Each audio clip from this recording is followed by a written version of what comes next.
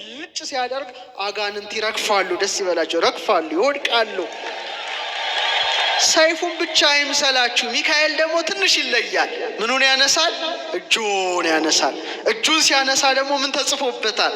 አካ የተባለ የእግዚአብሔር ስም ተጽፎበታል። እና ያ ደግሞ የብርሃን ስም ነው።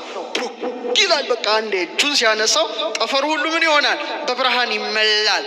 ለዚህ ነው በዮሐንስ ራእይ ላይ ምድር ሁሉ ከብርሃኑ የተነሳ በራች ይላል። ተመልከቱ፣ የእግዚአብሔር ስም ምንድን ነው? ሕይወት ነው፣ ብርሃን ነው፣ ጭን ነው።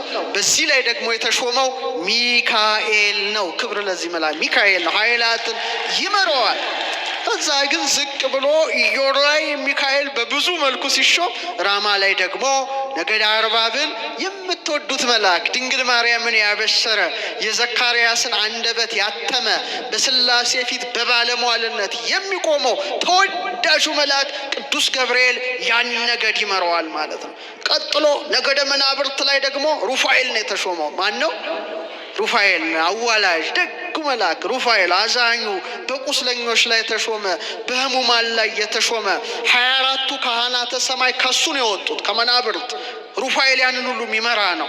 ቀጥሎ ደግሞ መላእክትን ለምስጋና የሚያነቃ ነገደ ስልጣናት ላይ የተሾመ ደግሞ ሱሪያል ይባላል። እስቲ በሉት፣ ድገሙት፣ ተማጸኑበት እንጂ ሱሪያል መላእክትን ያነቃል። አንተም እንቅልፍ ካንገላጀጀ ለጸሎት ካልተጋሽ ቅዱስ ሱሪያል አንቃኝ በሉት ለጸሎት። እሺ መላእክትን ለምስጋና የሚያነቃ መልአክ ነውና አንቃኝ በሉት። ፍዝዝ ካላችሁ ማታመሰግኑ ከሆነ ይሄ መልአክ ቀስቀስ እንዲያደርጋችሁ ጴጥሮስን ቀስቀስ አላደረገው ወህኒ ቤት እያለ የሚያነቃ መልአክ ነው። በረከቱ ይደርብን።